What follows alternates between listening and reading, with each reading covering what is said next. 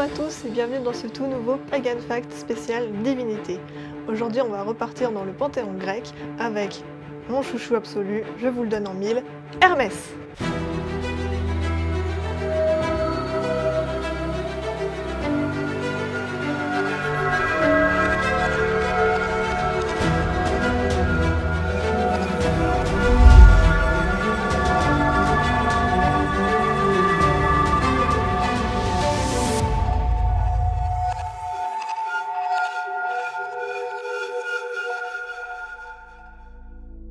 Hermès fait partie des 12 Olympiens du panthéon grec. Il est le fils de Zeus, le dieu des dieux, et de Maia, une nymphe. Maia n'est pas une déesse, comme c'est une nymphe, mais c'est tout de même une immortelle. Elle est l'aînée des Pléiades et la fille du titan Atlas. Hermès a de nombreux demi-frères et demi-sœurs, comme Athéna, Apollon, Artémis, Arès, Héphaïstos, Dionysos. Et il a eu 11 conjoints. Combien ?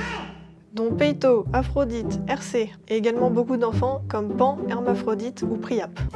Ça fait beaucoup là, non? Hermès est messager des dieux, c'est même sa fonction principale. C'est un donneur de chance et également dieu du commerce, des voyageurs, des bergers. Il s'occupe également de la communication et des voleurs. Ce qui fait de lui le gardien des routes et des carrefours. Mais c'est également un dieu psychopompe, c'est-à-dire qu'il accompagne les âmes vers les enfers. C'est par exemple lui qui a accompagné Persée en enfer. Il réside sur le mont Olympe, mais il a la capacité de se déplacer partout à travers les mondes. Ses attributs sont les sandales ailées et son caducée. Il porte également régulièrement une lyre et un pétase, c'est l'espèce de petit chapeau rond. Ou parfois il peut avoir un casque ailé. Et pour finir, il porte également une cape et une bourse de monnaie. Il est représenté comme un jeune homme avec une barbe naissante et un physique plutôt athlétique. C'est son caducée qui lui permet de voyager à travers les mondes, donc le mont Olympe, le monde des hommes sur Terre et les enfers sous terre. Et c'est le seul à avoir cette capacité grâce à son statut de messager des dieux. C'est un dieu malicieux, farceur, charmant et charmeur. Il est rusé, rapide et il peut également voler. C'est un dieu protecteur, il est très proche des hommes et il est vraiment bienveillant. C'est lui par exemple qui va apporter l'écriture et la danse. Il va également donner aux hommes le fruit de ses inventions, par exemple le poids et la mesure, mais également les mathématiques et l'astronomie et la connaissance de la musique comme de la lyre. Et bien sûr le feu, c'est à Hermès qu'on le doit. Ah! Il nous donnera la connaissance de frotter deux pierres entre elles pour créer des étincelles et le feu. Je sais que je suis éliminé et qu'il ne mérite pas ce feu, je vais l'éteindre totalement. Ha! La connaissance en elle-même est un don d'Hermès. C'est un orateur de qualité, il a vraiment le don d'embobiner les gens, mais c'est jamais fait méchamment. C'est un séducteur, un amuseur et un diplomate vraiment averti. Il est même considéré comme le plus charismatique des Olympiens. Et nous l'avons vu, il nous a apporté pas mal d'inventions, c'est vraiment un ingénieur. Il a par exemple créé la lyre grâce à des carapaces de tortues. Ce qui fait d'ailleurs que la tortue est un des animaux qu'il représente, tout comme le coq et le bélier également. Son équivalent romain est Mercure et son équivalent égyptien est Thoth. C'est un dieu lunaire, il est donc lié à Hécaté. Et c'est également le dieu du feu. Mais il n'est pas le seul à posséder le feu divin. Il y a aussi par exemple Héphaïstos ou Prométhée. On l'associe souvent à Hestia, qui elle aussi a le feu de la maison, car elle est la divinité du foyer. Donc Hermès a plus le feu qu'on fait en extérieur, le feu qui va aider les voyageurs, le feu qu'on fait pour se protéger à l'extérieur de la maison, tandis qu'Hestia a le feu du foyer, celui qui nous tient au chaud et qui protège notre maison. Ses amis les plus proches sont Hécaté, il va très souvent la voir en enfer, ainsi que Hadès et Perséphone, mais également Circé, la sorcière, à qui il rendra visite lors de son exil sur son île. Donc Hadès, Perséphone, Hécaté, Circé, il fait un peu partie de ma team, hein, vous l'aurez compris. Il règne également sur la nuit avec son feu divin, et certains le considèrent comme le maître des rêves. Son histoire est vraiment très longue, comme toutes les histoires des Olympiens, donc on va pas rentrer dans les détails, je vais vous faire en bref le petit historique.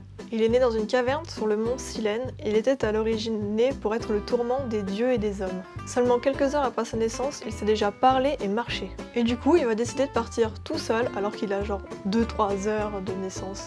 Et il va rendre visite à son demi-frère Apollon pour lui voler son troupeau de bétail. Et c'est en cherchant à faire cuire le bétail d'Apollon qu'il va découvrir le feu, alors qu'il a maintenant 5-6 heures. Mais t'es pas net! Mais non, je fais un truc.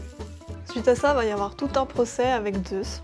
Zeus va être très amusé par la situation, Hermès amuse énormément Zeus, mais bon, il faut quand même montrer l'exemple, il essaie de brûler les vaches de son frère, c'est chaud, ça se fait pas trop, donc procès. C'est là qu'on va se rendre compte que Hermès, c'est vraiment le chouchou de Zeus, pas que le mien. Donc Hermès va quand même rendre son troupeau à Apollon, Et là, ils vont faire un petit échange de bons procédés. Hermès va lui donner sa lyre qu'il aura fabriquée donc avec la tortue qu'il aura trouvée en chemin. Et Apollon, lui, va lui donner le bâton qui va devenir son caducée. Donc le bâton du messager qui est également une baguette d'or. Ça peut être également une baguette de laurier ou d'olivier. Elle est surmontée de 2 ailes et entourée par 2 serpents. Ensuite, il va lui arriver moult péripéties à Hermès, et par exemple, on va le retrouver lors de la guerre de Troie. Et bien sûr pas en tant que guerrier, mais en sa qualité de messager. C'est également lui qui va guider Aphrodite, Athéna et Héra sur le mont Ida dans la quête à la pomme d'or pour être jugé par Paris. On va également le retrouver dans l'Odyssée, parce que c'est lui qui va dire à Calypso de libérer Ulysse. Et on le retrouve également dans beaucoup de textes mortuaires, parce qu'il va prendre très à cœur son rôle de dieu psychopompe pour conduire les âmes en enfer. Pour ce qui est de son culte, on retrouve Hermès à de nombreux endroits, notamment au bord des routes, des frontières et des croisements, mais aussi dans les bibliothèques et des sanctuaires. La coutume est de faire un cairn en bord de route pour bénir son voyage juste avant de partir, de faire le premier pas, pour que Hermès nous guide tout au long de notre chemin. Voilà donc pour Hermès, le dieu messager, dieu des voyageurs, des commerçants et des voleurs. C'est un érudit et un inventeur bienveillant. Il est prêt à protéger et à accompagner les hommes vers le chemin de la connaissance et du savoir. C'est un être vraiment bon, gentil et encore une fois bienveillant, bien qu'il soit le chouchou de Zeus, il ne ressemble pas du tout à son daron. C'est vraiment un dieu que vous pouvez aduler, c'est un amour. Voilà, j'espère que cette vidéo sur Hermès vous aura plu, et si vous avez aimé, n'hésitez pas à liker, commenter, partager, comme d'habitude, vous connaissez. Et on se retrouve très bientôt pour de nouveaux dieux, un nouveau panthéon, de nouvelles histoires, peut-être même en extérieur, je ne sais pas. On verra ce que l'avenir nous réserve. En attendant, merci d'être toujours là, et on se retrouve bientôt. Salut!